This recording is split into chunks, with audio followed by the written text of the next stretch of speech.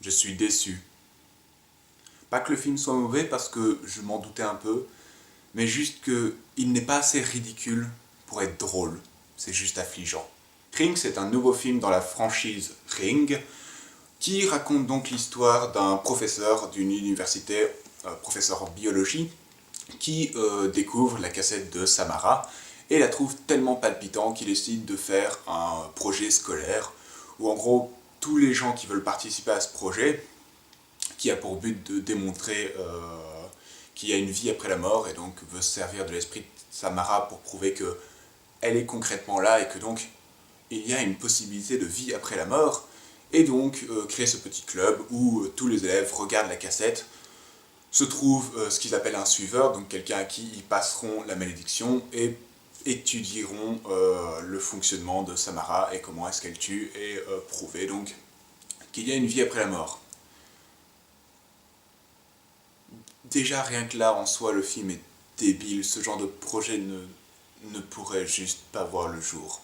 Déjà d'abord parce que les élèves savent exactement ce qui peut leur arriver et je suis désolé, même pour découvrir la vie après la mort, risquer sa vie, je suis pas sûr qu'autant de personnes soient prêtes à l'accepter. Et même par la suite, après qu'il y ait des morts, etc., ça m'étonne énormément qu'il y ait personne qui panique, qui ait peur, qui aille voir la police, qui...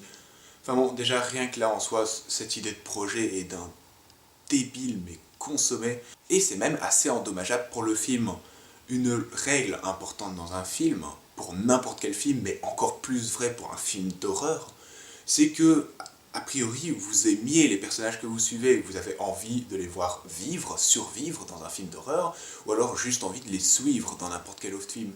C'est impossible dans ce film, parce que vu que ce projet est tellement con, mais forcément, pendant tout le long, je me disais, je m'en branle, vous méritez de mourir, vous êtes trop débiles.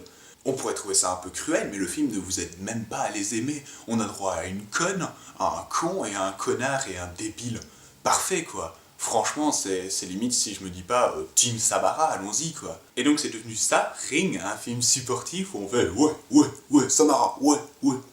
Un peu à la même manière que ce qui est devenu Vendredi 13, où en gros, on va voir ces films, mais juste pour supporter Jason, pour faire oh lorsqu'il attaque une victime et que lorsqu'il la bute, on fait ouais. Donc c'est devenu ça, Rings. Ok, pourquoi pas. Et j'assume tout à fait le fait de dire film supportif, film d'horreur, la peur. Mais la peur n'existe pas dans ce film. Franchement, j'ai rarement vu un film d'horreur aussi chiant. Le truc, c'est que en soi, si on compte plus ou moins tous les films Rings qui ont déjà été faits, c'est le sixième ou cinquième dans la franchise, si on compte les japonais avec, bien sûr. Et le film ne fait aucun effort. Le truc, c'est qu'on a tellement vu Samara ou Sadako, dépendant de quel côté on prend, on a tellement vu ce personnage, on a tellement vu ce qu'il pouvait faire, que, en fin de compte, si le film ne fait pas un effort pour essayer de donner quelque chose de neuf, de se renouveler, on s'en fout.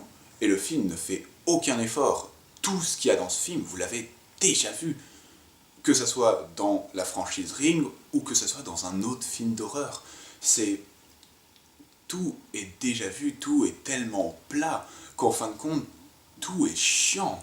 Je veux dire, voir Samara sortir à la télévision, ça ne fait plus peur à personne. Il faut arriver à trouver quelque chose en tant que réalisateur, en tant qu'écrivain, en tant que metteur en scène, je sais pas moi.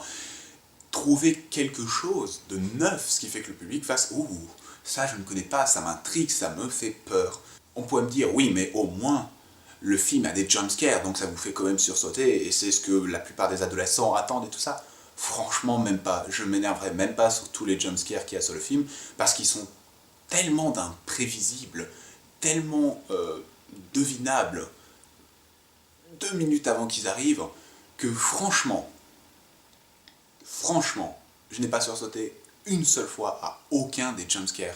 C'est pas des jumpscares vraiment putassiers comme dans certains films d'horreur où vous pouvez pas vous y attendre. C'est des trucs que vous voyez tellement arriver. Elle regarde à travers une serrure. Forcément qu'il y a quelque chose qui va lui sauter dessus. Faut vraiment être con ou n'avoir jamais vu de film d'horreur pour se faire avoir par ce genre de débilité. Donc, même les jumpscares n'arrivent même pas à vous faire sursauter tellement ce film n'essaye pas. Et je le répète, mais qu'est-ce que ce film est chiant. On a donc Samara au début, 2 fois, Puis on a tout le reste du film, 1h10, 1h20 plus ou moins, où ils enquêtent, comme dans le premier Ringo et dans le premier Rings américain. Et c'est pas palpitant, parce que vu qu'on s'intéresse pas à ces personnages, que l'enquête est extrêmement chiante, extrêmement mal filmée, et qu'on suit basiquement vraiment pendant tout le long des gens qui parlent autour d'une table, et chant contre chant, chant contre chant, ils parlent, et c'est tellement inintéressant qu'en fin de compte, on n'écoute même plus ce qu'ils disent, parce qu'on s'en fout, que non. Et la peur pendant tout le long de cette partie-là, c'est en gros un peu l'effet rêve. Dans un film d'horreur, on considère qu'une séquence de rêve, donc une séquence où on crée la peur par un rêve, donc il y a une scène où quelqu'un se balade tout seul dans un couloir par exemple, puis il y a un monstre, et elle se réveille, et en fait, elle rêvait. C'est considéré comme un des plus gros clichés dans les films d'horreur, et pour ceux qui en ont vu quelques-uns, c'est méprisable quand un film d'horreur fait ça. Le plus souvent on fait « Ok, t'as pas intérêt à le refaire une seule fois ». Dans ce film, il y en a un de Dream Sequence, donc de séquence de rêve, mais en fait, si on réfléchit tout le long du film, c'est ce qu'elle fait. Pendant tout le long du film, toute l'horreur qui vient, toutes les choses qui est censée vous faire peur, c'est des visions qu'elle a en fait. Donc autrement dit, elle rêve éveillée. Donc tout le film en fait est une séquence de rêve. Super. Et bien sûr, là-dessus on me dira, mais oui, mais c'est tout le principe des films Ring. On a la menace qui est présentée au début, puis on a les 7 jours, avec cette prévision qu'on va mourir dans 7 jours, et donc forcément, pendant les 7 jours, il se passe rien. C'est pas vrai. Théoriquement, il est censé se passer des choses, et ne serait-ce que pour ça, installer une ambiance.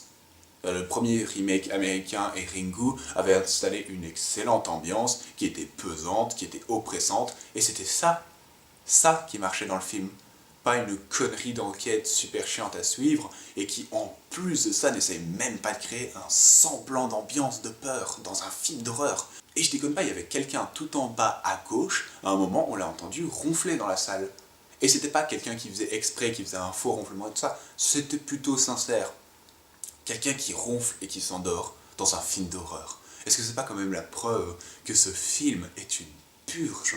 Alors je suis vraiment désolé, mais si vous avez eu peur devant ce film, je considère vraiment que vous êtes un public facile, quoi, que tout peut vous faire peur. Que en gros, c'est limite si dans 50 Shades of Grey, si Grey ouvre la porte, ça vous fera sursauter, tellement que waouh. Mais en même temps, je dis que le film n'essaye rien, mais je suis pas sûr que j'ai envie qu'ils essayent vraiment, parce qu'il y a peut-être une petite originalité dans le film, et c'est complètement con. À la fin, que je vais spoiler, parce que vraiment, je vous conseille pas d'aller le voir, c'est... Ne donnez pas de l'argent à ce truc. Donc, spoil en 3, 2, 1. Donc, à la fin, on apprend que l'héroïne avait été donc marquée par Samara, et que Samara avait écrit en braille sur sa main. Déjà, rien que ça, c'est con en soi, mais je reviendrai après.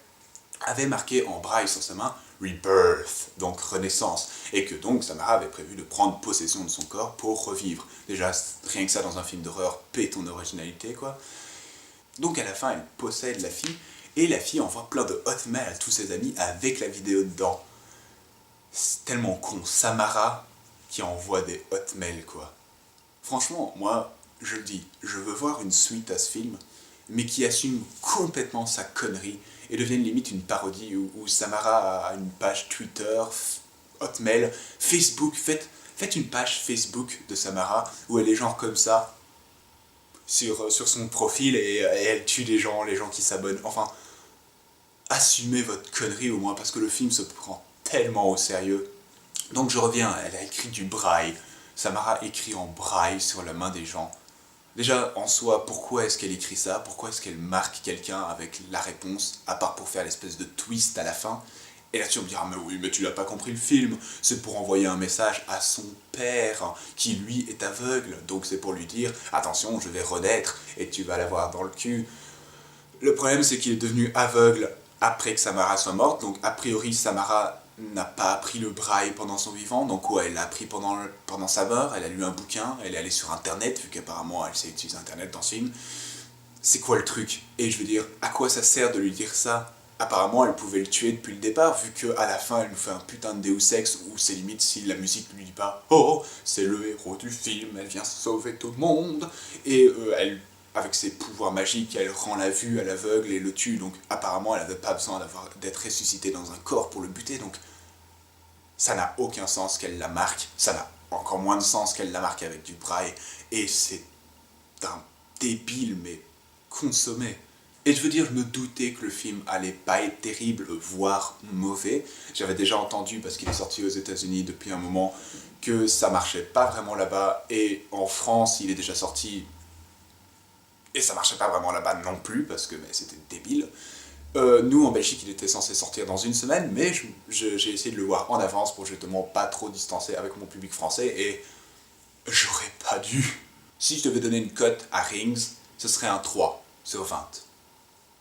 Bilan de la semaine, n'allez pas voir Rings, n'allez surtout pas voir 50 Shades Darker, allez voir Lego Batman Movie. Comme toujours, merci d'avoir regardé cette vidéo, vous pouvez l'aimer, la partager, vous abonner à ma chaîne et la partager également. J'ai une page Facebook, Twitter dans les liens de la description, et je vous retrouve la prochaine fois pour une nouvelle critique.